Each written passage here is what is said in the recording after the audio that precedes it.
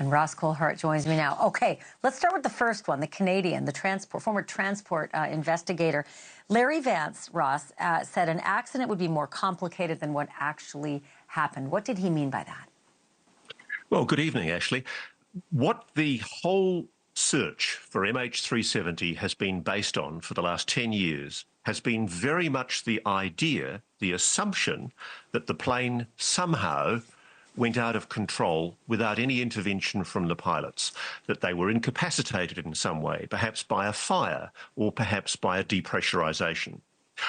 There's always been concern inside the Australian investigation team, who I talk to, I'm based down here in Australia, and also in Malaysia, that there's been a worry about offending the Malaysian government, that to suggest that it might be a rogue pilot or something more sinister was too controversial. And so the search, where we've actually been looking for the plane, has been constrained by an assumption that what happened was the plane somehow incapacitated pilots, the plane flies on autopilot and somehow descends and crashes in the Indian Ocean after running out of fuel.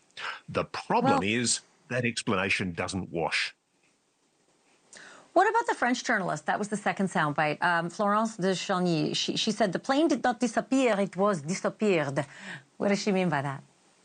Okay, Florence is very much of the view that this is a cover-up, that there's been collusion between the United States, China, Malaysia, and indeed other countries like Thailand as part of a massive cover-up to conceal something that happened that involved the hijacking and bringing down of the aircraft. I'll freely admit, I'm not buying into that theory just yet. I don't think the evidence is there. I'm much more in favour of a controlled landing by a rogue pilot. But I do think that 10 years on, there's something wrong. There is something fundamentally wrong with the assumptions that have been made to determine where we've searched for this aircraft. And that's why wherever Tony Romeo and Deep Sea Vision look now, they've got to look with the right assumptions.